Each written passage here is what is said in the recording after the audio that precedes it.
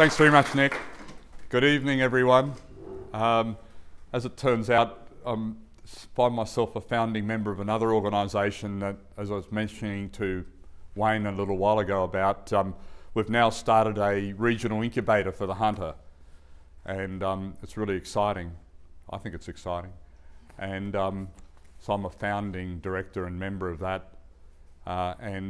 What the regional incubator is all about is an umbrella organisation to basically better coordinate the whole innovation space in the Hunter.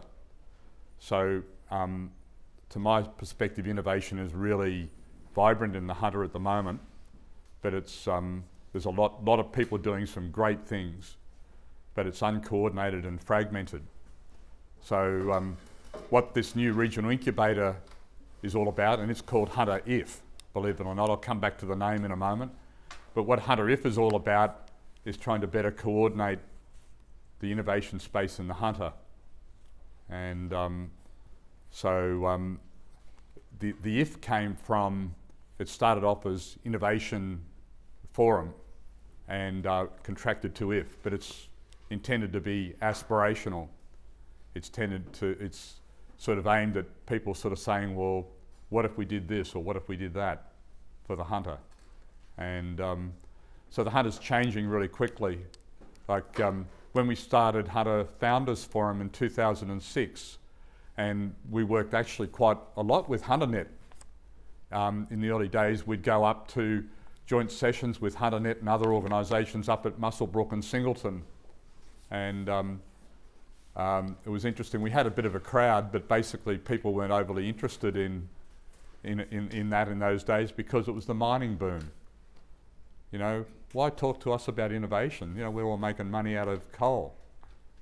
And today, people recognise that coal's still a very important part of the valley, and I don't think that's going to change too quickly either, but people are at least recognising today that we do need to move on as a region and be a little bit more clever, and that's really what the regional incubator is all about, is to think about how we can change things to make our economy much more relevant to the world today.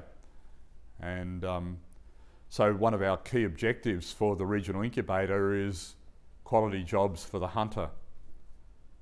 And it's not much more complicated than that, really. You know, if we can create quality jobs for everybody, well, we're moving in the right direction. But congratulations, everybody, for being part of this course. You know, it's, I think it's a great principle. Congratulations to HunterNet for doing it, and for your various organisations to be contributing to it. It's all about learning a little bit more, and we can all do that. So I wanted to talk, well, a number of things today. It'll be very much about, I guess, the startup area, an early stage area of companies, but there's a lot of principles here, I think, that apply to more established businesses. If I can get that going, I guess.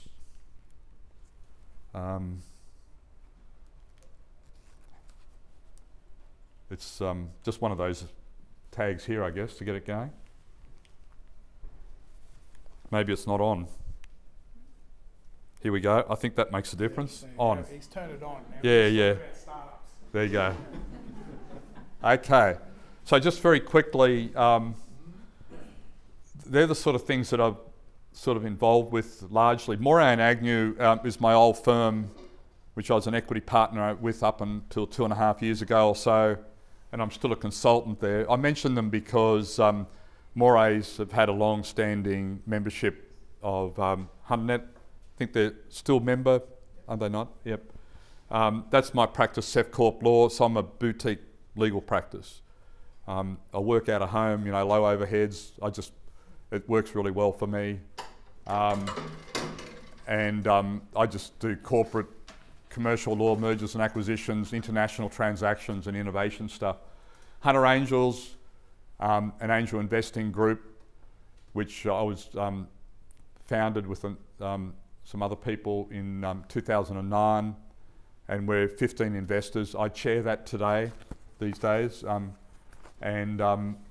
We've got around about 10 investments that we've made over time on various startup early stage opportunities. Some of them are dogs, you know, we're going to lose our shirt on them, and some we think that they're worth probably 4 times the money we put into them.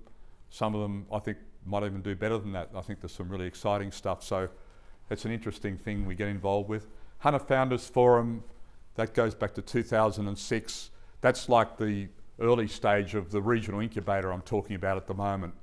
But and that was the organisation we did all this stuff with HunterNet and others over many years. But it's had its day. We'll liquidate that very shortly. 1804 I'm less involved with these days, but some of you might know them. They're a hub based over here at the Tate Building at Hamilton. And I mentioned the HunterNet BVG group. Does that still operate? So I was involved. Okay. Okay, good. Yeah, so I was involved in the formulative stages of that discussion group, if anybody has been involved with any aspects about that. And HunterIF is the organisation I just mentioned, the regional incubator. So I stepped out of Moray and Agnew 2.5 years ago thinking that I'd have more spare time to sort of get involved in relaxing and travel and whatever, but I found myself doing all these other things, so less time. So why angel investing? Or why angel investors? Before I get on to that, the Global Competitiveness Report for the world, published for 2017-18, and ranking global competitiveness for innovative countries. So any guesses about who's regarded as the most innovative country in the world? South Korea. Not a bit, yeah, they're up there somewhere. I don't actually know their ranking offhand, but the answer to number 1 was Switzerland. Number 2 was USA. Number 3 was Israel. Any guesses about where Australia might sit on that ranking?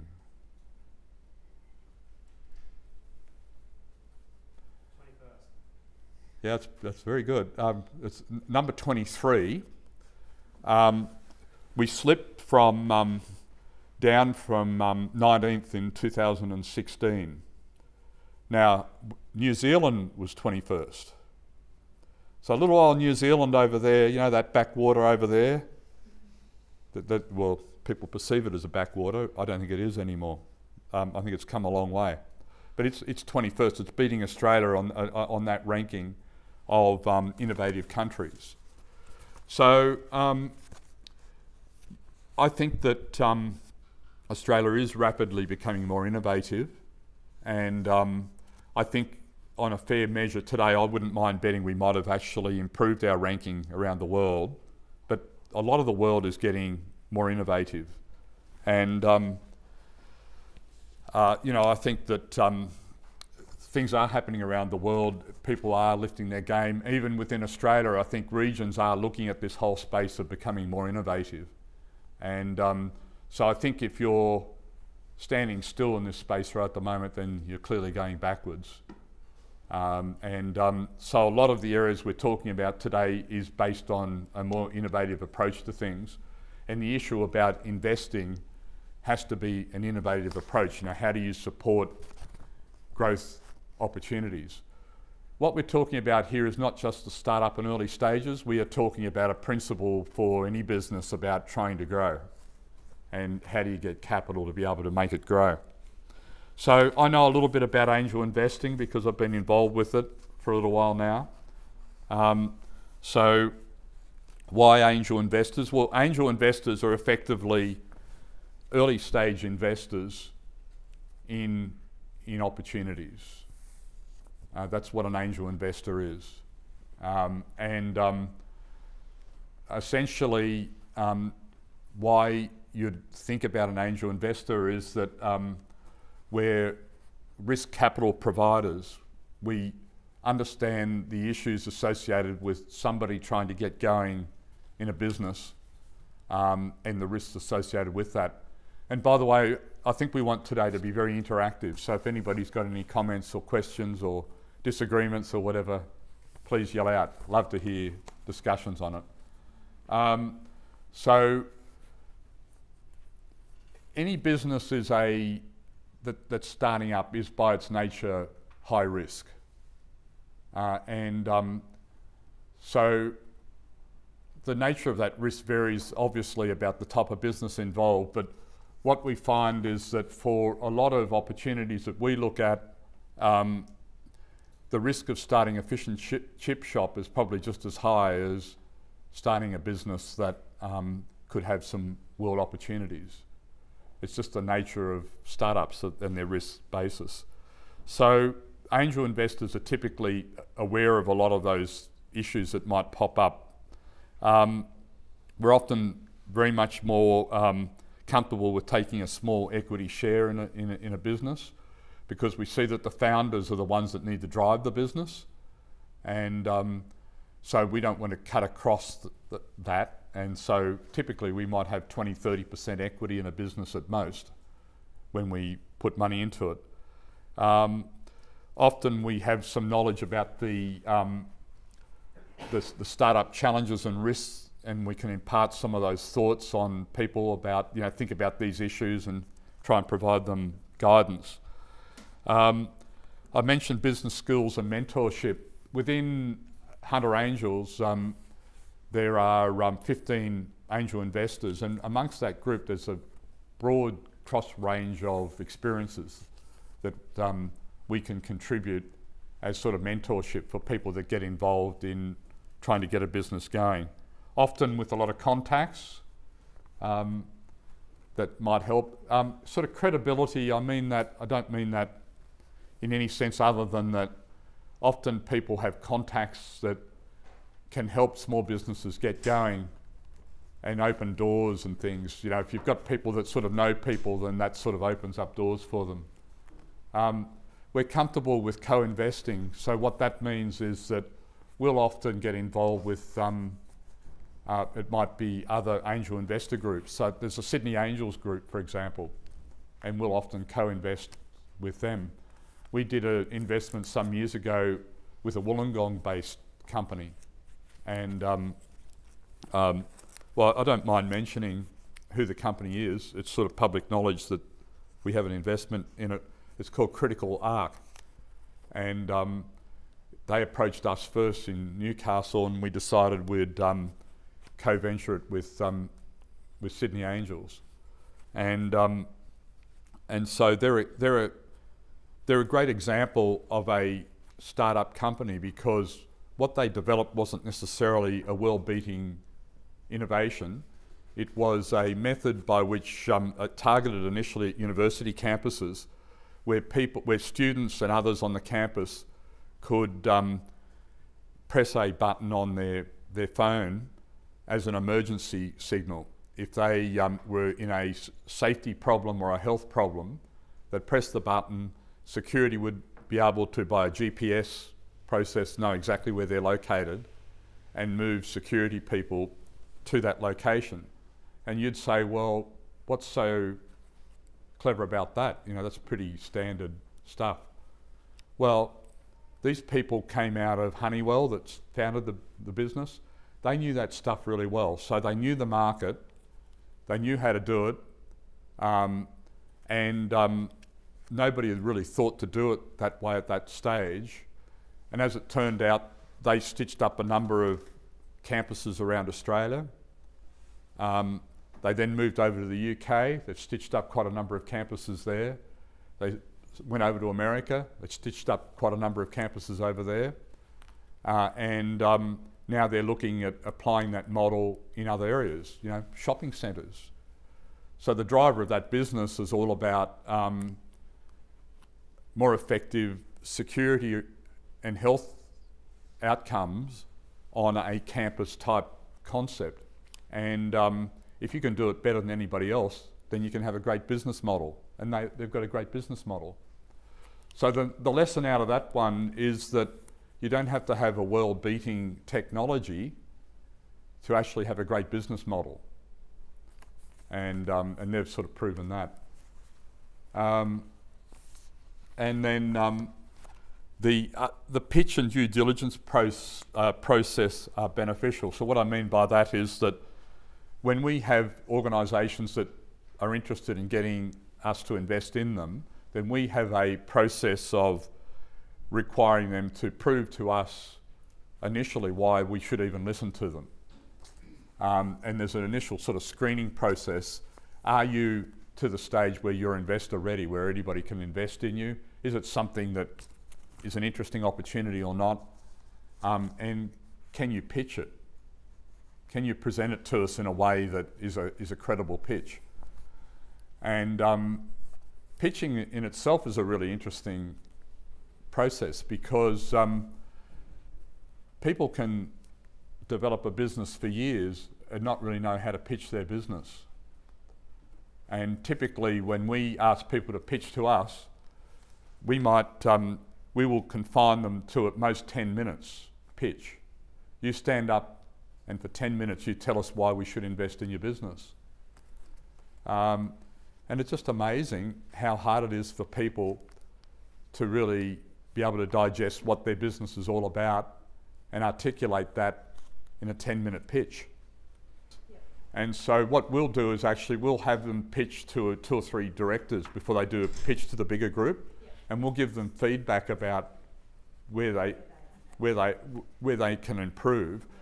So and it's a good test actually, because if they're not receptive to that, yep, and they don't lift their game, well maybe they don't know how to articulate their business.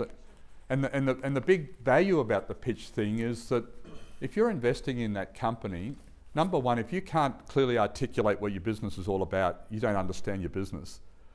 But secondly, if you're out there if you're the founder and trying to promote your business to people, and you can't succinctly say within a few minutes what your business is all about, well, you've just got to try a little bit harder. And there was did anybody hear about the busload of innovators that went down to Sydney a couple of weeks ago from Newcastle? So it was really championed by the Business Centre here, and but there were a number of organisations that were actually supporting it, and I went down to it as well, but I didn't go for the full. It was part of a CEDAR conference there in Sydney, but so it went over a number of days, but they had one particular event hosted by EY in Sydney, where they had about 150 guests come along and hear pitches from the Hunter. And there were some great pitches there. A lot of the companies I knew very well, some of them I act for. And it was interesting because the work that went involved by those presenters, 5 presenters they were from the Hunter, and I spoke to a number of them afterwards and they said, we've pitched many times in the past, but this really forced us to really work on our pitch. And they told me that they actually know a lot more about their business as a result of going through that recent pitch process. And these are established businesses. So pitching is a really, really important aspect about what this is all about. It's fundamental to the issue of capital, whether you're going along to your bank, Tim, to borrow money about how you pitch what you've got. It's fundamental if you're wanting to attract equity capital. We all know it's fundamental to if you want to secure sales or opportunities. So what we're saying is really that pitch process is a very important process of angel investing. And the other thing, typically angel investors will come in at a lower level of capital needs. So typically angel investors will, the maximum total that you'll get from angel investors at an early stage might be around $500,000. And sometimes it can be a bit higher than that if you syndicate with other angel groups. We've been known in the Hunter to invest more than 500,000 in unique opportunities as a group, but that's very rare. So it's typically probably starts at around 100,000 investment to 500,000 is the sweet spot for angel investing. So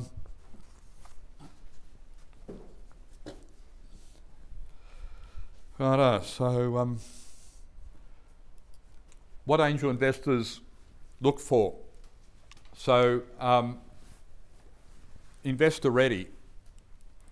It's sort of pretty obvious, I guess. I mean, the company's got to be in a position where you can actually invest in them, which means you've got to get your house in order. And this is a really hard thing for a lot of early stage type companies. Often you want to be investor ready, but you don't have the money to be able to do a lot of these things. And so there's a big challenge for that. So it's not a perfect process, but certainly you've got to be in a position where you can invest in the companies. This means things like having shareholder agreements in place and having all your intellectual property sorted out, having key contracts sorted out for major supply arrangements, those sorts of things. Now the second dot point is pretty fundamental. The idea, product or service provides a solution to a real problem or issue in the market that is verified or verifiable by the market. If we've learned anything over the years about this space, it boils down largely to that point just there. And to me, it's a fundamental principle in any business when you're trying to approach anybody to try to convince them that you've got a great concept. How I can best explain that is we have a lot of people that might approach us with what I'd call the perfect mousetrap. It's not the perfect mousetrap, but just bear with me for a moment. Pretend it's the perfect mousetrap. Somebody comes along and says, I've just built the perfect mousetrap. Now the conversation will go along these sort of lines. This is just an amazing mousetrap. It just does better than anybody else does. The market for mousetraps around the world is $20 billion a year. All we need to do is capture 2% of the world market and we'll all be millionaires. So it's pretty simple, isn't it? Just throw in 100,000 into that and you'll get 20 times your return on it. The world just doesn't work that way. And any time that people throw up to me a sort of a graph saying the world market for this product is X billion dollars, and we're only or even in Australia, the market in Australia for mousetraps is 50 million a year, and we're going to capture 10% of the market. It's basically has no credibility at all. What matters to me is that you can verify, well, first of all, that it's a real problem. In other words, well, who needs another mousetrap? I don't know. I actually don't know whether we need another mousetrap or not. But also, in terms of your perfect mousetrap, what is your evidence that it is a great mousetrap?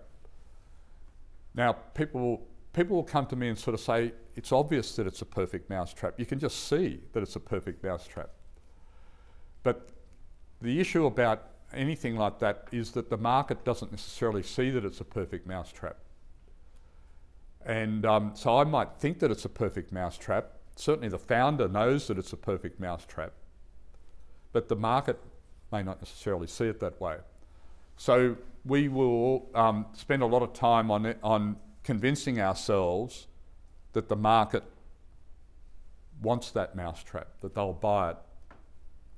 Now, for an early stage company, that can be pretty hard because often you need money often in an early stage, and you can't necessarily prove to investors a verifiable market demand for that. So you have to and this is where the imperfect process comes in. Sometimes angel investors don't want to come in until you're actually established as a business and it's operating well, and in which case it de-risks it for the investors because they know that it's already a demand for it. At other times they just might think it looks great, there's enough comfort in there that that you know that you can invest in it. Scalable, 10 times return. What that means is that we won't tend to be all that interested in investing in anything unless it's got the prospect of providing a 10 times return on our investment. And you might think, what? That's, a bit of a rip-off rate of return. The statistics around the world in this space say that for every 10 investments you make, there'll be probably 5 or 6 you'll lose your money completely or barely recover your money. 2 or 3 you may do okay out of. 1 or 2 you'll do very well out of. My experience in having been involved is that those statistics bear, rough approximation for our experience. In my portfolio, I've got 1 or 2 that I think I'll lose my money on completely. I've got, there's probably 2 or 3 that are returning something like 3 or 4 times the value of the investment. If they were to be sold up now, I think they're probably what they're worth at the moment, but I don't know because we haven't had an exit opportunity. I'm just going by valuations. If people buy into the business at a higher value, what my shares are probably worth. And there's 1 or 2 that I think really are very exciting opportunities. And they could well do very well, but I don't know. I'm just speculating because I've not sold out of anything. And I've got to wait around for quite a number of years before I've got an exit opportunity. 5 or 6 years, something like that, before I can realistically expect to get some opportunities. So the 10 times return means that you've got to believe that that business has that capability of giving you a 10 times return based on the scenarios I just mentioned. Because if you're going to lose your money completely on 5 or 6 of those, then you've got to be making pretty good returns on the others to really make it viable. The other principle about this is that nobody invests most of their money in this sort of stuff. You couldn't afford to. It's too high risk. So what we say in this angel space is maybe, if you've got spare money, maybe you'd only invest 5% of it in angel investing because it's too risky. I'll give you an example of a company that I'm excited about, that we've invested in, that I think has got the potential to be truly scalable. That's a company called Rapid Phenotyping. Anybody know about the name? A genetic sequencing type. Sorry? Genetic sequencing. I assume it's phenotype. Well, yeah, it's based on a spectrographic analysis, basically. So it's a disruptive technology that that disrupts wet chemistry analysis of compounds. So what this does is, it's basically developed by 4 people out of Newcastle University. One of the projects they did, some of you might have heard about it, they built a electron microscope, which is now used at HMRI. And these instruments usually cost over $100,000 for an electron microscope. These guys built it for like 10 grand. And it's operating successfully out at HMRI. So they're clever people. So they developed this technology using spectrographic analysis and some other clever technology to do rapid analysis of substances. So one of the first areas they got involved with is rice, to be able to analyse very quickly the compounds within the rice, so that for rice growers they could work out what was working on productivity, etc. So they've developed, so typically wet analysis of rice, for example, it cost you over $1,000 to do a wet analysis of rice samples, and it'd take you over a week to do it. They can do it for less than $10, and they can do it almost instantly. So it's pretty radical stuff when you start applying that concept. If you're brewing beer at the moment or wine, you don't actually know what's going through the process, you know, what actually is in your product, unless you do wet chemistry and wait for a week for the analysis, whereas they can do it instantly. If you want to analyse soil or whatever. So this technology can do that. And they're developing a whole range of devices at the moment that effectively, you know, put on your phone as an add-on to your phone to be able to sort of do it very quickly. So that's the basic model of that business. So that's an example, I think, of something that is a really scalable business that could move forward. So cash flow, well, we often look for cash flow because typically in businesses when they start up, cash burn, as they call it, is very high. You know, the money disappears. So that's a critical aspect about looking about how the business can grow and move forward.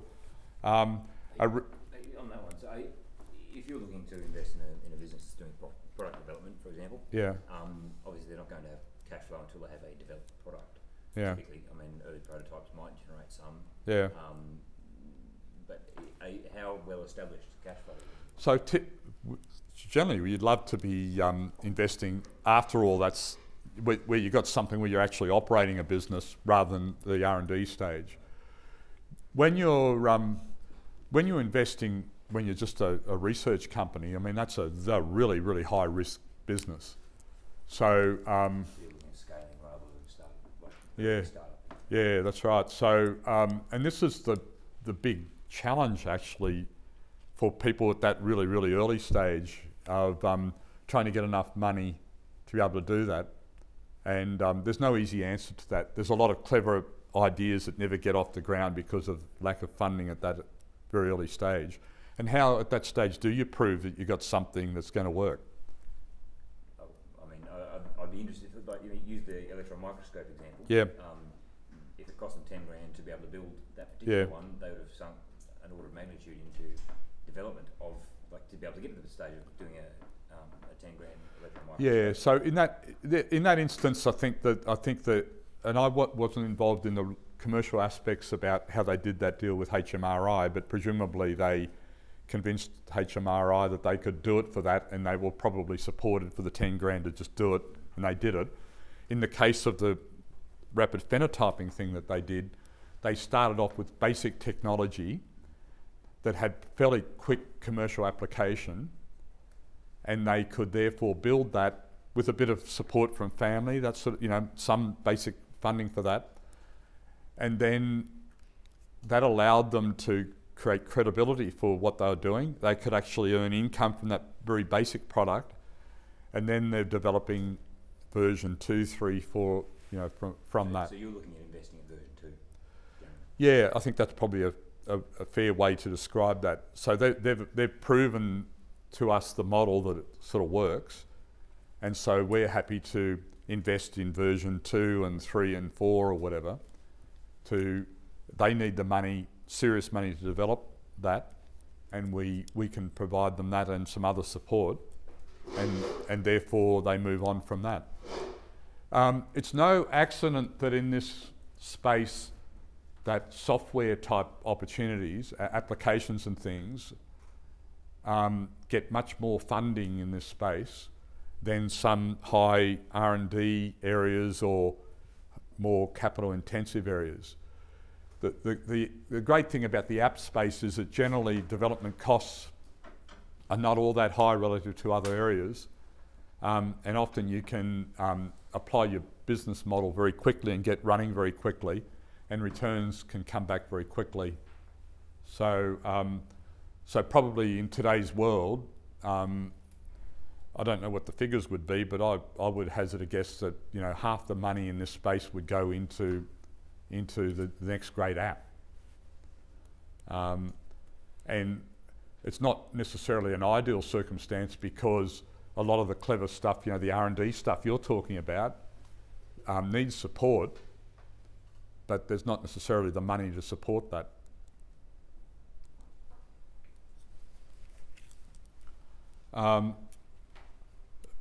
Rigorous, well-researched business plan, well, you sort of expect that, wouldn't you? But you know, that needs to be there, and it needs to be rigorous. You need to be able to look at it and question it and sort of say, well, does that work or doesn't it? The quality of the founders is fundamental. So you might have heard this concept before about the horse and the jockey. You know, what's more important, a great horse or a great jockey? The same applies to this space. Is it the clever idea that really matters, or is it the people driving the clever idea that really matters?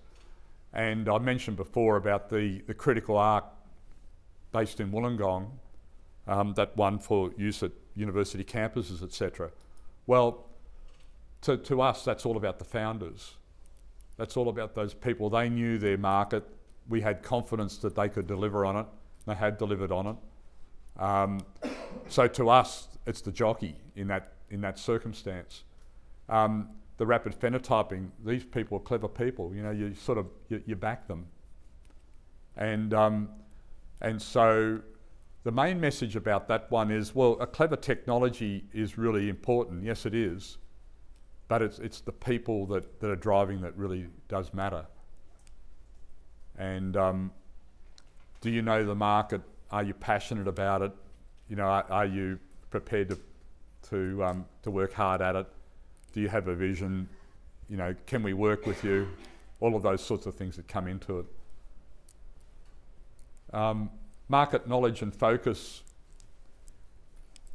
that's important. So it's amazing sometimes when you start talking to people how little they know about their market. And it doesn't engender with a lot of confidence if you if they don't know what their competitors are doing, or you know, what are the barriers to entry to others within that market. Ability to move beyond comfort zone. So we picked that issue up pretty quickly in talking to people. Sometimes when you talk to people at these stages, they will have a fairly entrenched view about what they want and how it's going to happen, and invariably that's a big turn-off for us, because what we find is that if you get involved with any business, you have to be flexible. You know, you don't really know what's coming around the corner the next day or the next week or the next year. So to us, the people that are most successful in driving businesses are those that are adaptable, that can pinpoint the issues that need to be addressed and adapt to those pretty quickly. And then credibility and industry experience is very important as well. You know, if you've got the hard yards in an area, you know it, then you give confidence that you've got that capacity to drive it.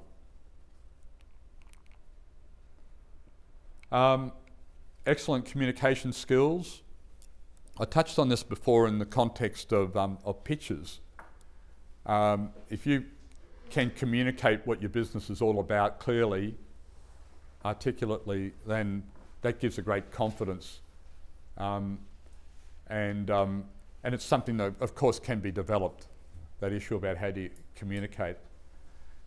Angel money used for productive purposes. So we don't want people, you know, if we put 100,000 into the business, we don't want that money being used to pay off shareholder loans. We want it to be used for a productive use to be able to build the business, to move it forward. Willingness to accept advice. So this concept is that angel investors, we call it often mentor capital.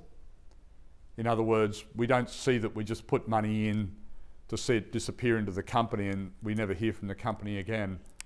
We like to take an active role in trying to help the business develop sometimes to a varying degree. One of the investments we made is a company where soon after we invested in it, we recommend they relocate to Silicon Valley, which they did.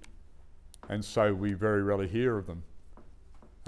We're going to hear from them in a couple of weeks' time when they do a video link into us to how they're going. And we don't particularly like that, I've got to say, because we feel really remote. We don't know what they're doing. So it's not the way we'd normally like to do it.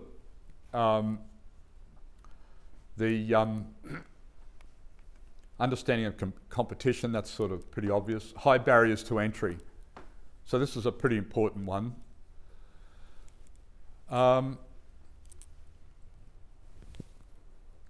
Depending on how quickly the business can establish in the marketplace, barriers to entry can be very important. In other words, what's stopping a competitor from replicating your business model?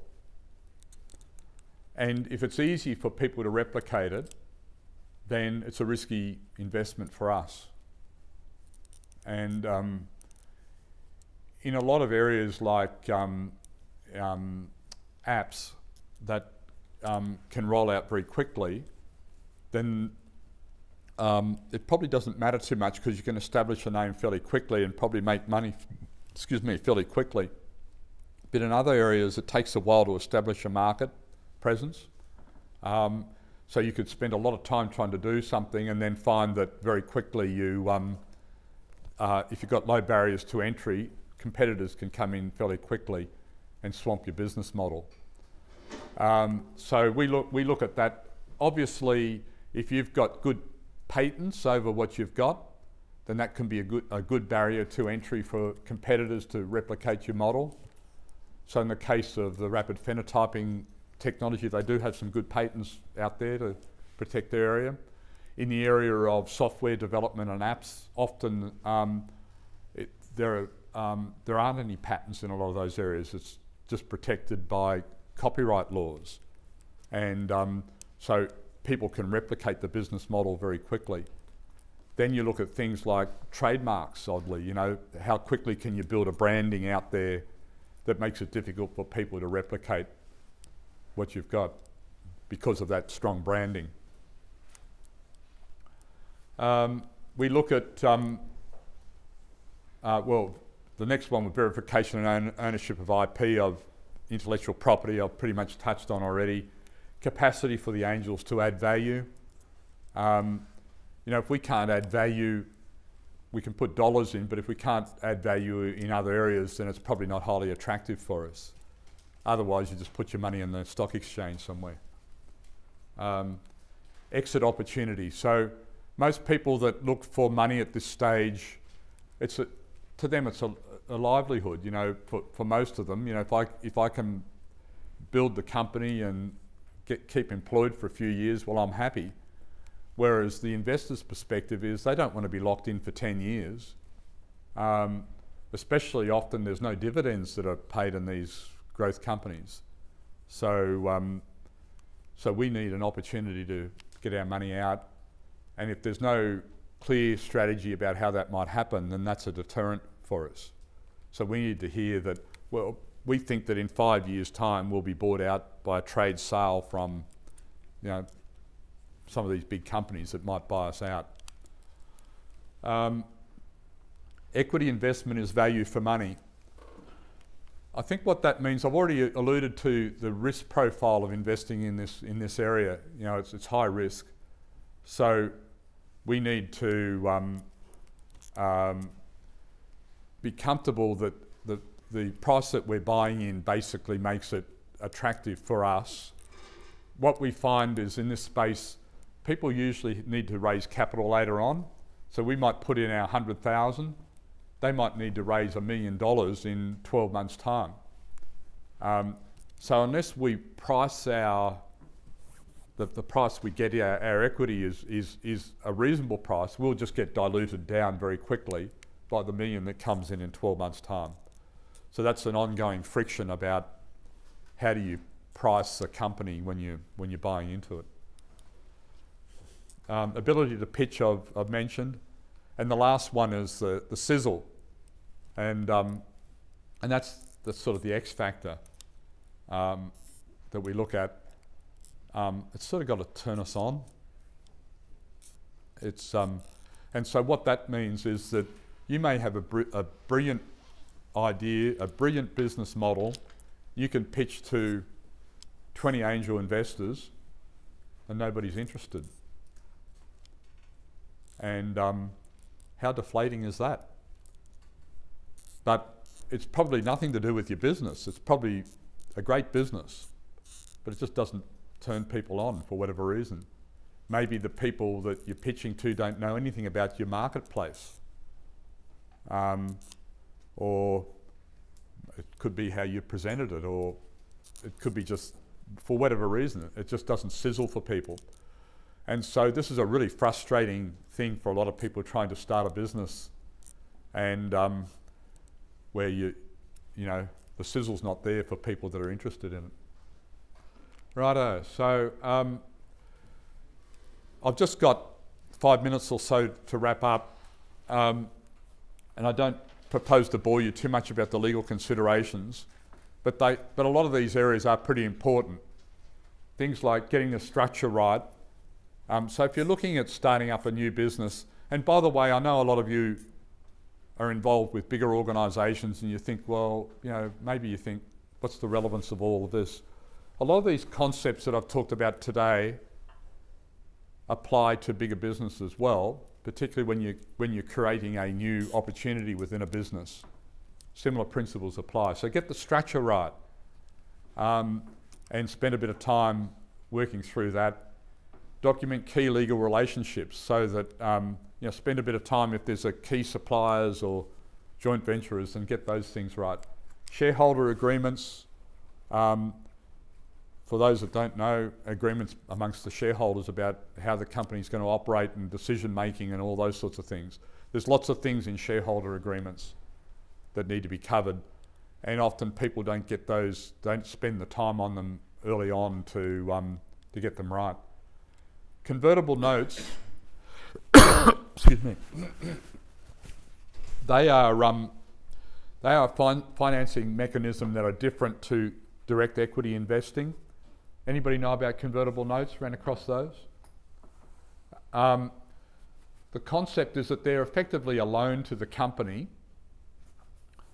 So they sit on the balance sheet as a liability, but they are able to be converted into equity on some trigger point, which is often if there's a big, what they call Series A capital raising, in other words, a very big one, they might at that stage convert into shares, but at a discount for the entry price that is paid by those Series A investors. So to give you an example, and I actually do have some convertible notes in some of my investments. One of them's converting right now into equity. So what happens is that I buy convertible notes. I might, and 24 months down the track, there might be a major capital raising, new equity comes in, and the price per share for the new equity holders might be $100 a share. But because I've held these convertible notes, I get a discount of 20%, say, on that $100. So my shares come in at $80. So, and meanwhile, while I hold them, I also get interest on my convertible note. And the one that I'm just converting now, I'm getting 8% interest on it. So I put money in, I get 8%, and all that money with interest converts into shares at a 20% discount. So the big value of that concept is that when you're investing in an early company, often it's really hard to work out what a fair value is for the money you put in. So this takes away all of that, because the value is only determined later on when you have a large investment later on, and then you work out what that value is and you get a discount off that. It doesn't work too well if there's not a big investment. Common mechanism like that would resolve a lot of that difficulty of value in the early. Yeah, it is. It's becoming increasingly common, quite common. And there is another thing like a convertible note that actually doesn't sit on the balance sheet as a liability. It's more an equity model, but you don't crystallise effectively the shares you get until later on. So it does pretty much the same thing. And that has the advantage that it doesn't sit on the books as a liability. What's that one called? That's a safe. And I can't remember what the acronym is for, but that's the model, and it's a model that safe model has come out of America, so that's being used increasingly in America, Silicon Valley, those sort of places, and it's starting to get a foothold in Australia. The obvious problem with a convertible note is because it's a debt, the directors that issue the convertible note in the company actually could have a potential insolvent trading problem. Because for those of you that know something about insolvent trading, where the directors are liable for the debts if you create liabilities at a time when the company is insolvent, you assess that with the timing for when it's insolvent is effectively the time you enter into the liability. So if you issue a convertible note and at that time the company can't pay its debts, then effectively you're trading insolvent. So if you issue a convertible note not knowing whether you can repay that loan, if it doesn't convert to equity, then maybe you're liable personally as a director for that convertible note. Whereas the safe mechanism doesn't quite have that same problem because it's not a liability. So I'll just wrap up now. Employee equity plans or ESOPs, they're popular and gaining momentum. Look after your intellectual property, get some good advisors to help control costs and keep the exit in mind, as I mentioned before. What I will say about the Hunter IF project, the regional incubator, is that I believe will improve the whole process of how do people build up their skills and their strategies, but also their contacts for raising capital. And one of the strategies for the regional incubator is actually to create a Hunter investment fund, innovation fund, so that you're the self-managed super funds or whatever out there that think, well, actually I wouldn't mind putting $20,000 into innovation in the Hunter, that we have a credible fund out there that could actually invest in these opportunities. And if we could build a fund like that up to like 100 million fund, which I think is a realistic expectation, just think how much new capital would be available, for innovative enterprises in the Hunter. So that's what we're aiming for. So just to wrap up on that point, for the Hunter IF, it'll be largely driven by committees. We've identified about 8 or 9 key committees that will drive the various programs for the regional incubator, and those committees will be driven by local people that are passionate about those areas. So I'm hoping that some of you here today might actually say, I wouldn't mind being involved in that particular committee and help us drive what we're trying to do. Thanks everyone. Nick, thank you, mate. I don't know about all that fact-checking. It's almost like he's implying we lie in banking or we're untrustworthy. And maybe the Royal Commission might have a few people thinking that, but I can tell you for real, it's not like that at all. What we do is make dreams come true. That's what I tell people. That's it, I'm done. Now look, so, where's this little thing here? Okay, so we're talking about debt funding. Sort of the reason we have Grant first is because he talks about equity funding, whereas debt, which is typically the first thing that happens in a business life cycle, generally then followed by debt funding, because the banks typically want a bit more, I guess, a bit more to rely upon than maybe some of the angel investors do, and I guess in return we don't ask for a 10 times multiple either. So, a couple of key things to start with. Some debt in a business is sensible, but a lot of debt can be dangerous. So relatively straightforward there. And the key point, however, is that Leverage is good if it increases productivity, but obviously not if it's unaffordable. So something like, you know, a business that might go, oh, well, we could purchase a truck today and that's going to make, we can go on another run or deliver more stuff. It's going to increase productivity and generally hit straight to the bottom line. So, you know, you work the numbers and you can say, well, we can pay that off or just cover the interest over a period of time. It's going to drive sales, spill out to the net profit, and that's good debt. So they might have, you know, 50 grand on the balance sheet as a debt. They can afford it. It's driven the sales, and you know, net profit increases as a result. Good idea, generally. Obviously, if you got those sales and you know that truck's going to do the extra runs. Similarly, an overdraft, and I'll talk a bit more about why that's occasionally a good idea. But the same sort of thing. If you borrow money to fund your cash flow cycle, it's going to help you do business. And once again, if you can do that, if you can increase productivity and I guess buy more materials or buy more stock that you can then convert, stick on the shelves and sell, makes sense. As long as your business plan, as long as your projections, etc., are reality, then that's good debt. Now, Teresa is my colleague at the NAB. She works in our, she's not here, I know she must have just popped out. She works at our Maitland office. But I'm going to call on her to help me out here if I stumble or say something wrong, because she's a very good senior banker as well. So, next. One thing you should remember from this session, and that is increasing sales doesn't necessarily equal increasing profit or increasing cash flow or therefore success. So you'd be surprised, and in a lot of cases we see some inexperienced business people think, great, I can go and sell all this stuff, you know, I can get to $1 million worth of sales. And as a banker, I don't really care about sales too much. We care about profit. And then cash flow is actually probably number one. But people often go chasing sales, and it's great to see your business turning over $1 million. It's great, but not if you're giving away margin, for instance. So as a banker, we say, like people will say, they're talking in turnover. And it almost is a bit of a red light for me to say, hang on, this person doesn't really know, because turnover is meaningless to businesses anyway.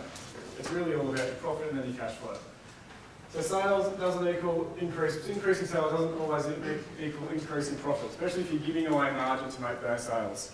It's important to be aware of that. And similarly, doesn't equal increasing cash flow. That's the big one. And that's often why we see people turn up to the bank and need more money. So, you know, most people know about banking and loans and stuff is you're buying a property or a mortgage, that's what we all do. You got a mortgage, or business owners might want to buy a commercial property that they want to trade out of. There's a hell of a lot of other things, and an overdraft's one that most people will recognise, but they're probably not the best, most suitable product for most businesses, or there are other ones that are better, particularly from the bank's perspective, because they are less risky from the bank, and I'll talk about a couple of those in a second. But so what I'm getting at there around the doesn't equal increased cash flow is that I've got a lot of clients, they're very big, and you know them, they might turn over $20 million, like big dollars, and they might make $2 million, so big dollars again in profit every year. But they've got no money, no cash, and they might be running up huge ATO debts, and that's a really common thing we see now in the bank where businesses have ATO debt. They haven't paid their GST or their staff PAYG and all this sort of stuff. Every time we want to lend you money to a client, we say, show us your ATO portal, we call it, and so often they've got 100,000, 200,000, 500,000 owing to the ATO because they tend to use the ATO as a second bank, and it's cheaper because they don't charge as much as we do. But that's something we don't like either. Bank doesn't like that, and we certainly want to know about it anyway. It's not the end of the world, and as I said, it's so common these days that it's not really bad, but we just want to know what's going on there. So sort of what I'm getting at there again is that you can sell. But what might happen is, and I see this a lot, is a lot of your cash or your profits are stuck in your balance sheet. Typically the big ones are stock and debtors. So one of my large clients is one of these ones. Very profitable business, making $2 million a year on their profit and loss, zero money, owe the tax office $500,000, need more money from me, and say, Tim, can you help us? And that's because they have probably $10 million worth of stock on their balance sheet. It might have been last year $8 million worth of stock on their balance sheet. So there you go, there's $2 million that has gone from the bank account into stock, which is now sitting in their warehouse. So that's why for banks, particularly in the next sort of level when we're looking at business funding, we're looking at cash flow to fund debt, not profit. because cash flow pays us back, not profit. And it also, and look, and I guess what I've just said there with that business that's got no money, that is normal for a growing business, because they are investing money in the stock, and their business is growing and growing, and they need $10 million now, and they might turn that over relatively quickly. We'll also look at what they call the stock turn days. So how often do they turn it over? And if it takes 12 months or longer and they're not really actually selling this stuff, it's just continually building up, then well, that's a problem. But if they're turning it over quickly, that's just a sign the business is growing. But that $2 million is stuck on the shelves in their warehouse as stock. And that's okay. We just have to understand why that is. And similarly, debtors. But so that's just another, I suppose that's to explain why all these numbers might be going up, but your cash might not be, and you're running out of money. And it's important to be aware of how that all works. And that stock and debtors are the two big ones. Okay. So this paradigm relates to the interaction of the following: asset conversion to cash and the cash cycle. They're very similar. And then repeatability. So asset conversion into cash, well, look, again, I'm talking about things like assets on the balance sheet. So stock and converting that to cash via selling them, and debtors, which is collecting them. But the cash cycle is probably where it all comes together. And I was going to do a little thingy on the board, but I'll just try to explain it. So try to picture a business that might purchase raw materials to make things. So they will buy the stuff, say wood, for instance, on day one and on 30-day terms. So they've got it, which is good. They're using the other guys, the supplier is providing that credit for them. So they haven't spent a cent on day one. They've got 30-day terms, which is pretty typical, but make for the easy numbers. So on day 30, they pay the supplier. They've still got the wood, they're still turning it into whatever that finished good might be. Might take them another 60 days. It was like, another 30 days, we'll call it. So on day 60, they finally produced the finished goods, and then they owe the supplier now because they've had 30-day terms from their supplier. Sorry, they've paid the supplier. Geez, this is getting confusing, isn't it? It's easier if I could write it. They produce the stuff, they put it on the shelves, and they sell it. And then that person, the debtor, gets 30-day terms. So another 30 days till they get paid. So from the time that they have paid the supplier, where the money's out of their bank account, to the time that they produce this stuff and sell it, there's a gap of about 80 days in my little number thing here, which is what we call the cash flow convert, or the working capital time. There's some sort of phrase we use. But that's the gap, right? The funding gap that they have to fund. So they don't have any money while this stuff is being produced and on the shelves. And that's why an overdraft is typically what people think they need. To go, all right, well, I've got a bit of a hole here because I've got to pay the supplier, and it's not another 80 days till I get paid by the debtors. So that's my gap, and I need a $100,000 overdraft. And that's all well and good, and I suppose a while back that was, I think, one of the only products banks would offer in terms of managing working capital for businesses. But it's slightly changed now. There's a couple of different ones, and I'll quickly touch on them. One being a trade finance facility, and one being debtor finance facility or invoice finance. So trade finance is where we directly fund stock purchases, whereas the old school overdraft, people can pay their staff wages, they can go on holiday. For all we know, they can take the money and do whatever they want. Whereas trade finance is directly paid to suppliers, and the bank maintains a bit of control over those payments. So the boss or director can't just go to the casino or go on holidays or do whatever. It's always stock. So the bank takes a bit of comfort in that, knowing that it's being spent on the right stuff, it's being spent on things that actually have a bit of tangible value, and the idea is it's part of the business, right? It's not just going on anything that we have no control over. So in that sense, when I'm looking at a business, and for instance that one I mentioned before that had no money, trade finance is perfect for them. I've just given them $1 million increase to their existing $2 million limit. So now they've now got $3 million in trade finance available to them. And they might spend $500,000 at any one time buying stuff from Spain that they then import, and we can talk more about the complexities of that in terms of the timings and stuff, but essentially it's all designed to fill that cash flow cycle and the little gap that they have between the time they pay the supplier, it's then on the water, it arrives, and we go through all that in banking. We want to understand all that sort of cycle. So people might be surprised at how intimately I get to understand a client's business. It's not just looking at a P&L and going, right, you can pay us back, done. There's a hell of a lot more involved. When we're sort of talking those dollars, like now they owe us $3 million just on that facility. And we need to understand that we're going to pay it back and that it all makes sense. So that's trade finance. The other one is invoice finance. And again, this is now becoming pretty popular, and it's in a way, there aren't that many banks that do it. I'm at the NAB and we do, so write that down, guys. It is where we gear against, rather than needing mum and dad's property as security, because you all know we love security, which is what we might use to sell if we want to recover our money. We can gear against the debtors on the balance sheet.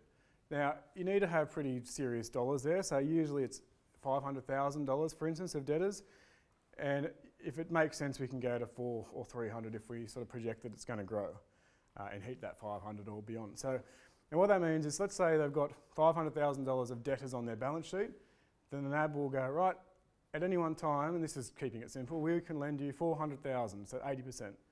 We'll lend you $400,000 against that 500, and you can go and pay your staff or anything. It works a bit more like an overdraft in that sense. Pay your staff, pay your suppliers, do whatever you need.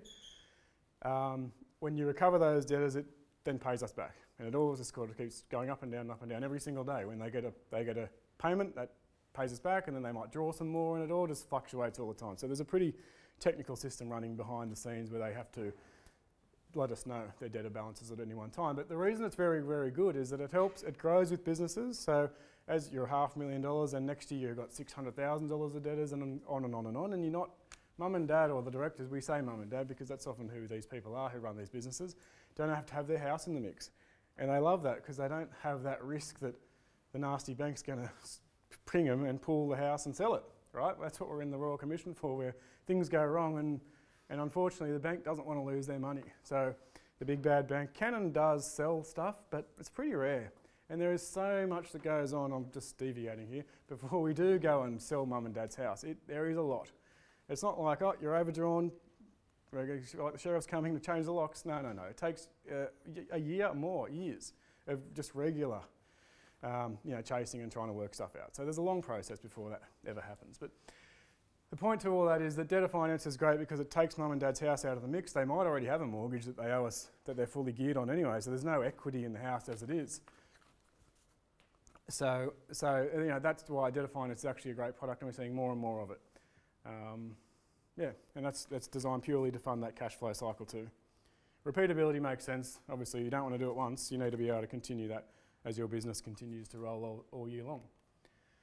So, the questions we face as providers of debt finance. Does the story make sense? And would you put your money on the table? So I've got a couple of little examples that I, as a senior business banker, have either worked on in the past 12 months or am currently doing. So does the story make sense? It's an important one. And as I said, we don't just look at the P&L and go, yep, they can pay us back. Yep, they've got some security, like they've got a house they'll throw in, done. Although it does make it a lot easier. But we need to make sure that it makes sense. And it comes back a bit to what Grant was saying about does the guy understand his business, for instance? Or can he articulate that in a short period of time? Because when I'm sitting with a client and so he goes, and this is an example from 12 months ago or something about, he wanted to buy a pub. He's buying a pub, $9 million, so pretty big bickies. He's not a publican, but he actually runs another very successful business in sort of electrical engineering, I suppose you could call it.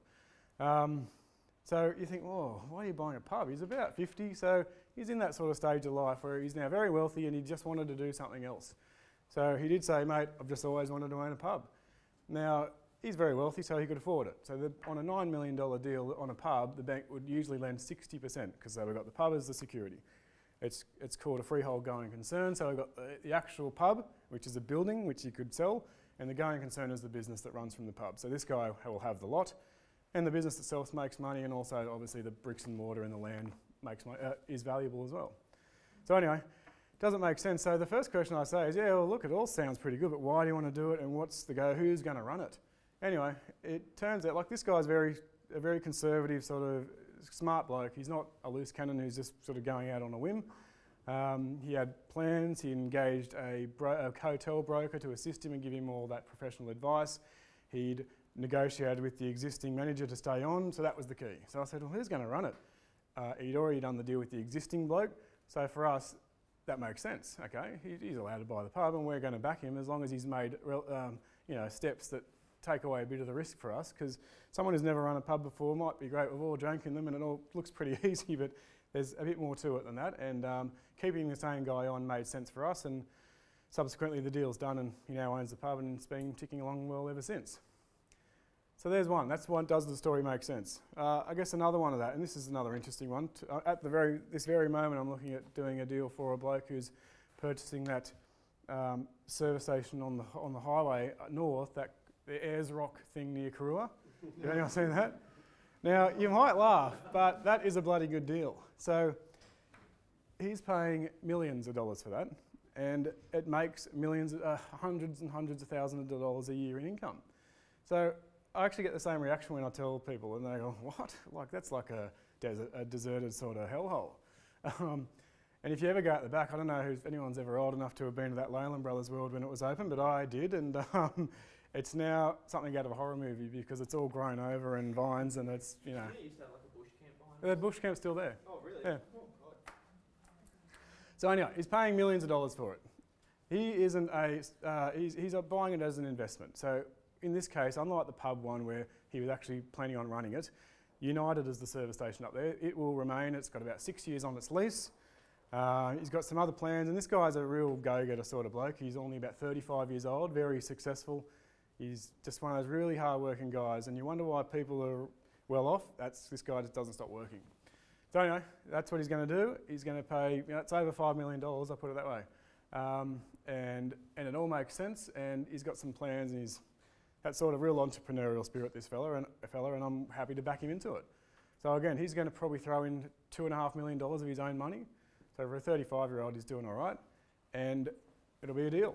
So again, does it make sense? Well, he's got a lot of plans. He's outlined them to me. He's going to put billboards up on the road. He's already negotiating with McDonald's. He's already negotiated a bakery. He's going to kick 2 of the shittier tenants out and turn it around a bit because it probably needs a bit of TLC. Last one, another one that's coming up right now, and similarly to that cash example, where I said people are running out of cash. One of the biggest real estate agents in Newcastle I had a meeting with them 2 days ago. They've run out of money. They have been taking too much out of the business, and we see that a lot too. So business owners they like to earn a level of income that they feel is appropriate, and you don't want to sort of go up and down every month depending on how much money the business makes. Well, most people don't. So they've determined a level of dividends that they think is going to be achievable every year, and that might be $200,000 each. There's 2 business partners. So, but if the business doesn't make $400,000 profit, they can't pay $200,000 each in dividends. But these guys have been taking that amount monthly regardless. So lo and behold, their overdraft is maxed, and they have their ATO a couple $100 grand now. So they're smart guys, but there is that. I guess over the course of a year and in previous years, it's always sort of worked out. But this year's being a bit leaner than previous, and I guess in the real estate market, that's the reality. The market slowed a little bit. So whereas last year they were cool and the year before was fine, this year not quite so good. So they've come to me and they're telling me the things I want to hear, which is that they've met with their accountant. They're pulling back the dividends. They're going to take half the amount they've been taking. They're going to divert the other half, which doesn't really exist because there's no profit, but into the business, which, yeah, okay, that's right, that's what you're going to do. And they're going to repay the overdraft with, they want I think $300,000 just to get the overdraft back to 0, okay? In banking, we call that hardcore debt. So when an overdraft is maxed out nearly all the time, it's a funny word, but it's called hardcore debt. So you'll be surprised at how many businesses might have a $100,000 overdraft. 90 of that's hardcore, so they never go below 90 in debt. They just bump around that 10 grand. So they could survive on a 10 grand overdraft. But they just sort of chew up to that 90, then they manage to sort of survive on that 10 grand. So there's no point having the $100,000 overdraft. You could live on a 10 and you just pay back that 90 over like 5 years at a far lower interest rate because you're paying us off. It's not overdraft rates. Happy days. And they don't really understand that. No one wants to give up their overdraft. But if you look at it, okay, mate, the reality is you've never gone below 90 in the last 2 years. You don't need 100,000. Anyway, this is sort of going back to this point, it's a similar sort of scenario. So they're going to knock the overdraft back to 0. They'll start from square. They'll pay us back that 300 over the next 3 years. And they're going to start taking dividends in accordance with the profit of the business. So, look, does it make sense? It definitely does. I hear exactly what they're saying. They've said all the right things. They haven't just said we want more money, we're going to keep doing what we're doing. So, basically a done deal. I'm working on that right now. So, you know, that's the sort of people I like dealing with, because they recognise something wasn't really working out. They've gone and got advice from their accountant. They've gone and got my advice. And yeah, as I said, it all makes sense and money's theirs. Excuse me. So, would you put your own money on the table? Well, yes. So what I'm getting at there is, of course, we look at the same sort of risk anyone else would. We just want to make sure we're going to get our money back. And again, I'll go back to that Royal Commission where there's this implication we just want to lend more money than people can afford. No. We want to get our money back just as much as, I suppose, we want to get our money back just as much as our borrowers want to be able to pay us back and not go bust. Banks don't want people going bust. We always lose money. We want people to just keep paying us interest. So never have I sort of been saying, no, you can borrow another 10 grand or no, whatever it might be. Never. I just don't get this implication that banks are actually trying to force people to borrow. The reality is people want to borrow as much as they can. Everyone's very, very happy when they get approved. There's not till 2 years later it all goes to shit that they start saying, well, you shouldn't have done that, bank. So, there's my rant for the day. Okay, so, whether it's 100k or 100 million, the fundamentals are the same. So that's exactly right. I mean, sometimes a client will go, oh, I just need a 20 grand increase to my credit card facility. And then a couple of days later, another guy looks and says, oh, I'm going to buy that rock service station. And there's a similar amount of work. You'd be surprised, you know, not exactly, but still a similar amount of work in a credit card facility increase to, you know, millions of dollars for a service station or a big thing like that. Fundamentals are definitely the same, and in banking, the work is similar. Now, here's an interesting one. So as Nick said at the start, I do a lot of property stuff. So I've just thrown out this little example, and this is what I see a lot these days. Oh, I'm going pretty quick. Where, you know, properties where it's all happening, right? Now, look, it has slowed down a bit, but it's still a lucrative thing to get into. I do a lot of this where people will come to me and go, I want to do a development, 6 townhouses or whatever it might be. And this is an actual example. So 2 young blokes, about 35 again, have gone, oh, you know, they want to get into this. This is what we're thinking. Can you do it? Now, I've sort of outlined some of these key points, which I'll quickly go through, but deal or no deal, I've sort of made it sound pretty bad, because that's what it is. 6 townhouses, so that's reasonably sized. That might be sort of, to build 6 townhouses and buy the land, you're just a fraction under 2 mil. That's what I've told these guys. That's about their cap. No experience, never done it before. They just work in PAYG jobs. No DA, so there's no council approval. There's a risk for the bank. Good point, they've got equity in their properties. So these guys own 200k, I think. One's in the mines and one does something similar. So they earn reasonable money in their PAYG jobs. And as a result, they've got properties that are worth a bit, and they aren't fully geared because they've been paying them off over a period of years. So equity in a residential property is tick. Servicing tight because, you know, $2 million is a fair bit. So even though those guys do earn 200k each, they've got a home loan and kids to feed, and one had 4 kids, and you know, that costs a lot to feed and take them to school and stuff. So we take all that into account. We do get to the point where we go, well, what is your general living expenses? Him is probably about 50 grand or 40, I think, with 4 kids and a wife and mortgage. Oh, we take the mortgage out, sorry. Anyway, so servicing's tight, deal or no deal. And this is where I do sort of think it does matter who you talk to as a banker and how good your banker is, because these guys could have just been turned away pretty quickly. And it's up to a good banker who can look outside the square a little bit and try to make something work. So in this case, we're full steam ahead, and these guys have now got a site, and they're currently getting their DA, and are about to do the deal. So the point of it all is that what we do is try to mitigate the risk. So in this case, no experience. They haven't got any experience. So I've said, well, you've got to get some you know, consultants and professionals giving you advice.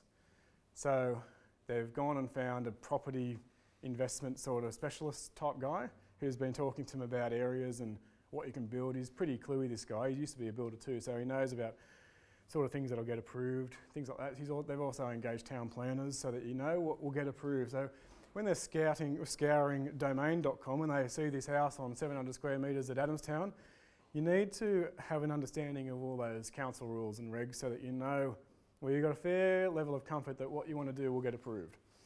Because if there's no DA approval, you're gone. And usually these guys are paid slightly over the odds for the house, because what might be a pretty average house on a big block in Adamstown, it could be worth, you know, $500,000 or $600,000, to a developer looking to do 6 townhouses and all that, it's worth $750,000, for instance. So they've paid the premium for the development potential of the site.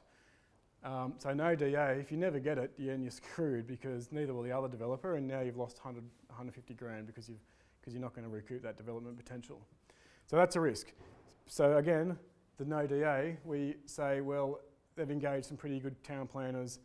They're pretty, at the end of the day, they're taking that risk, not the bank, because they're using their properties to top us up. So they've helped me out in terms of going and doing the right things. They're not sort of loose cannons. They were pretty clever guys. You also make a big call on the character of people. So if these guys were, you know, arrogant or just not listening to me as the banker who's trying to help them, then I'd be like, oh, guys, too hard, catch you later. But in this case, they were making all the right noises, doing what they were told, for want of a better phrase, and getting the relevant advice, and here we are. Servicing tight.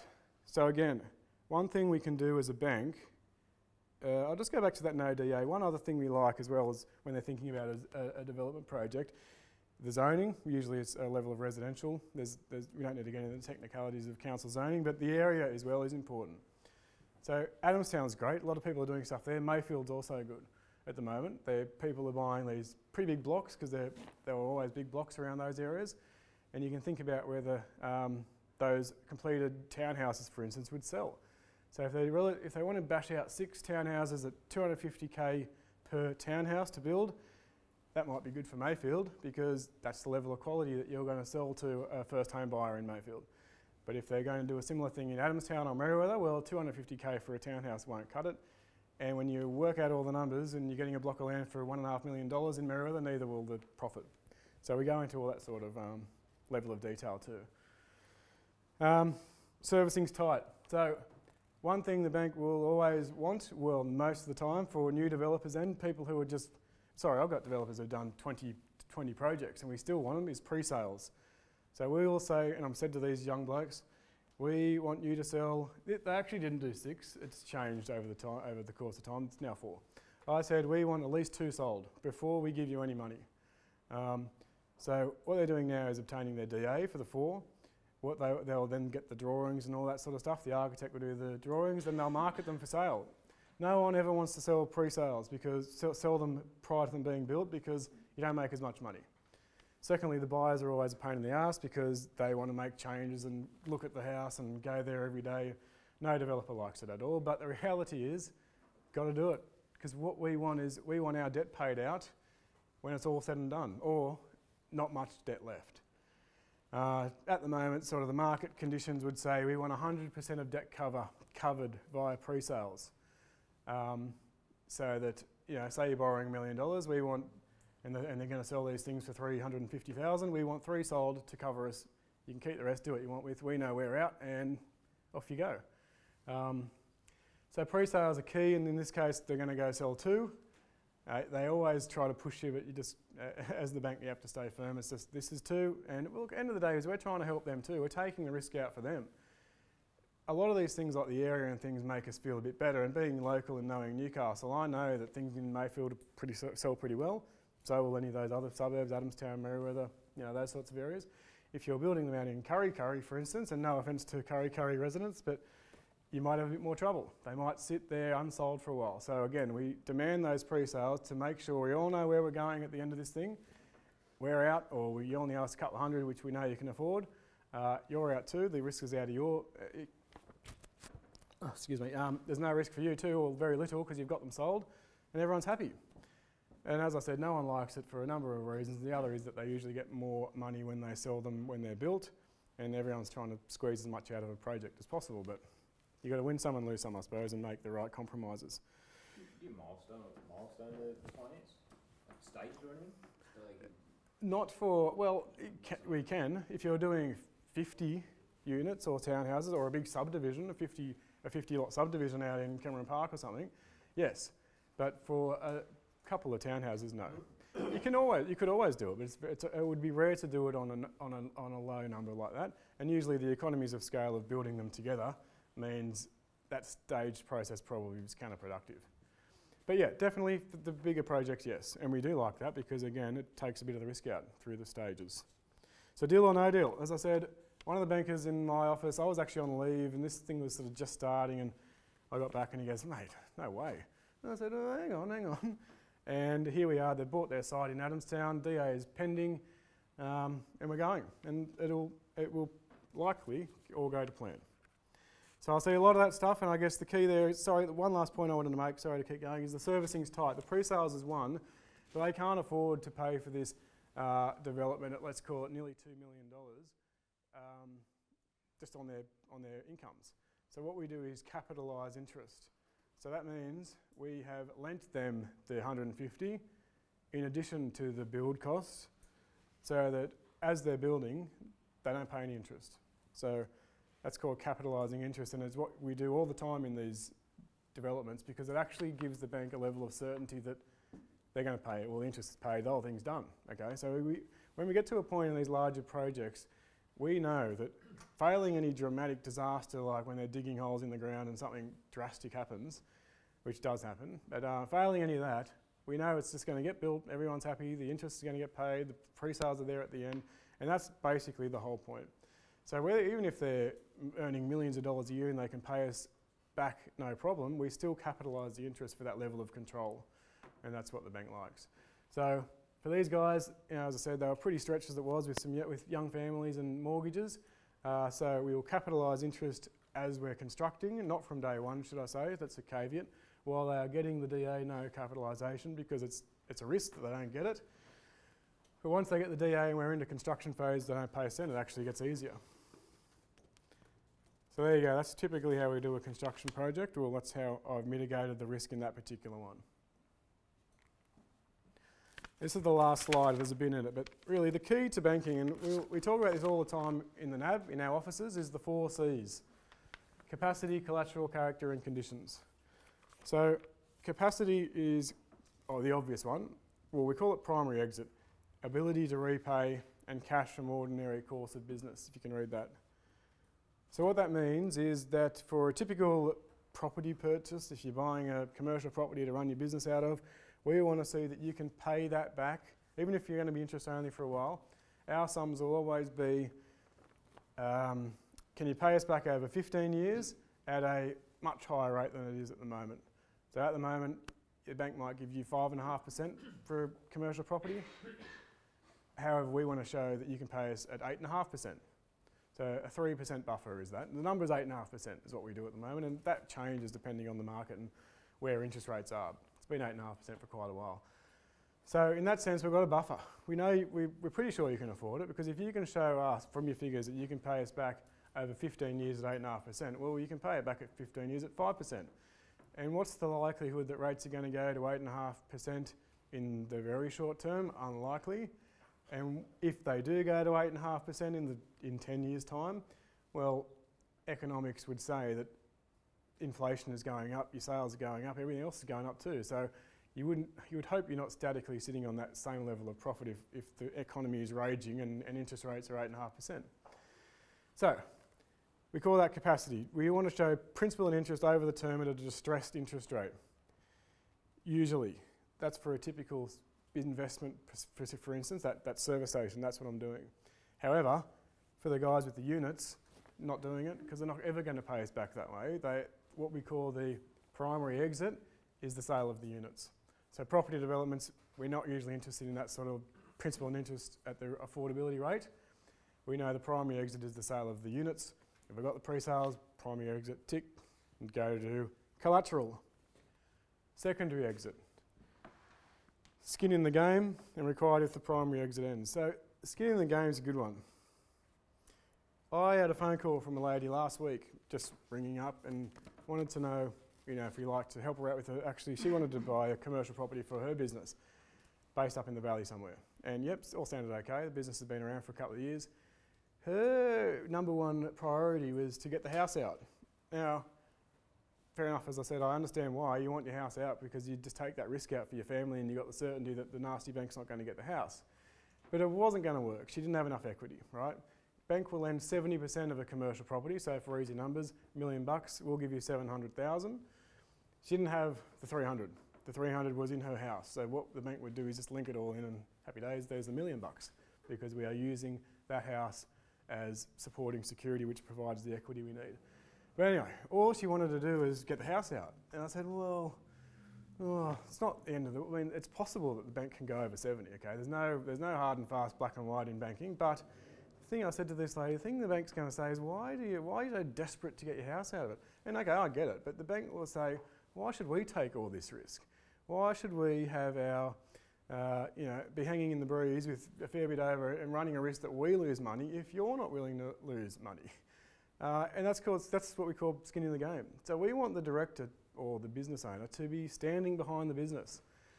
And as I said, I get it. And if you have enough security or equity or whatever it might be to do that, yeah, the bank's more than happy to do that. But there's always a sort of, well, why should we be taking the risk and not you? You're the one who benefits from the profits, not us. We get 5%.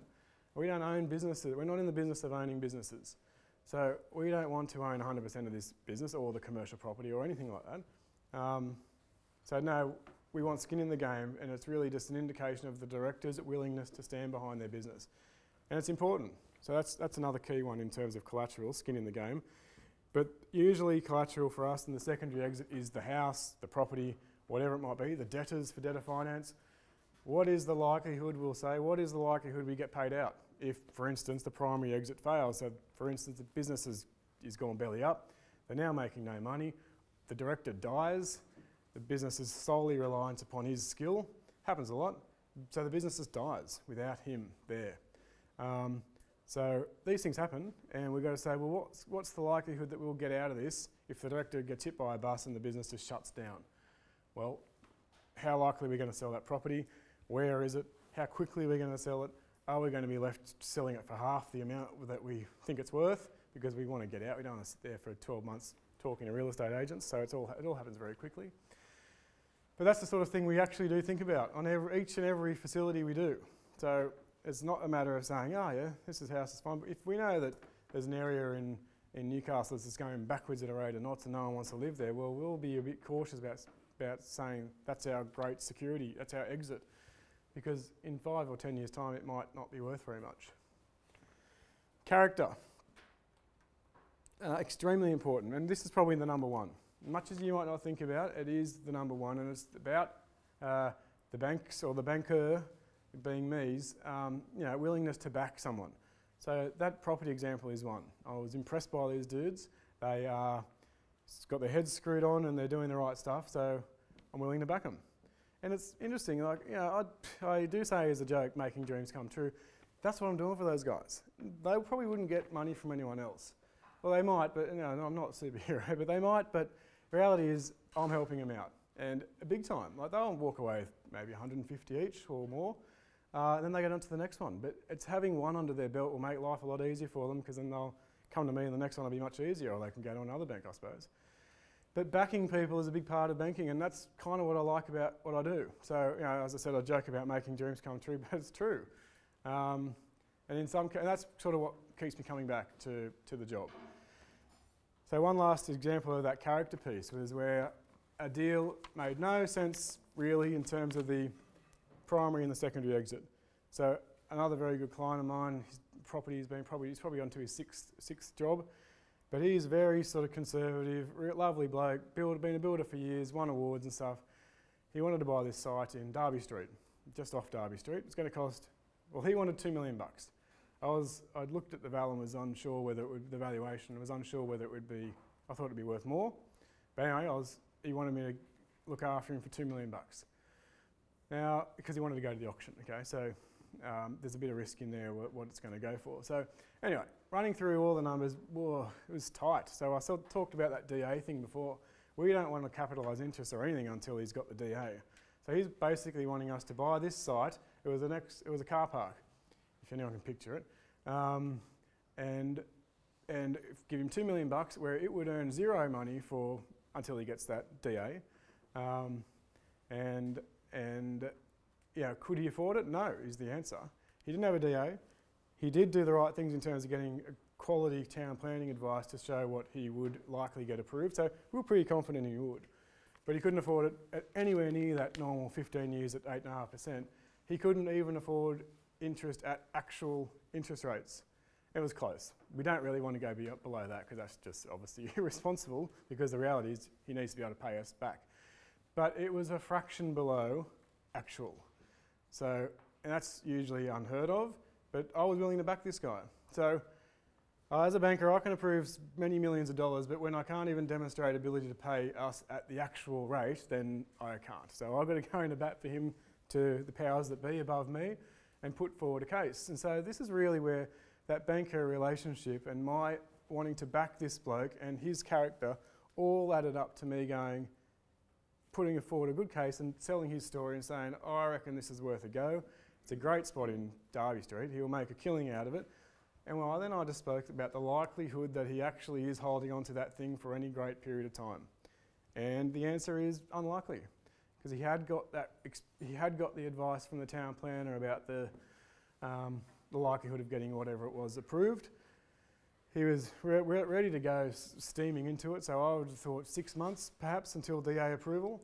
So I sort of justified it to the bank to say, you can afford it for 6 months. They will survive. He's clearly demonstrated to us he's willing to do what it takes. Blah, blah, blah, blah, blah. Approved. There's a cheque for 200. Good luck at the auction. He didn't get it, unfortunately, but he had it, and he was so bloody genuinely appreciative. He's probably 50 years old, and I could see the day he walked in and I gave him the cheque to go to the auction that night, he was like, Tim, thank you so much. It would have been a great deal. He would have made a killing out of it. But anyway, he's moved on. He's now doing one at Merriweather. But that's life. But the reality is I backed him and he knew it. And that's where character beats collateral and capacity. And that's the legit truth. And look, at the flip side, I think I made a note here. We can get some bad ones too. So we love backing people, but there's also clients where you just don't want to bank them. They are a pain in the arse. They always push the boundaries. They'll never sort of do what they're told or listen to what we're trying to say, because we just want to work together. Work with me, mate. We'll help you. They never want to do sort of what the bank really wants to do, and they're just not enjoyable people to bank. You're always talking to them. They're very high maintenance, and I'd rather bank 10 of these other bloke than one of these others. Like 10 of these guys, the good ones who might owe me $1 million, as opposed to one who might owe me 10 million. So there's an example just the other day where one of the bankers in our meeting said there was a good $10 million refinance in. So the banks love refinances because we're taking something from CBA, for instance. So there's a lot of that market. We hate each other, really. I know the bankers, I know some of the other local bankers, and we're all mates, but bank to bank, we don't like each other. So so $10 million from the CBA, like that's a great deal. You don't get them every day.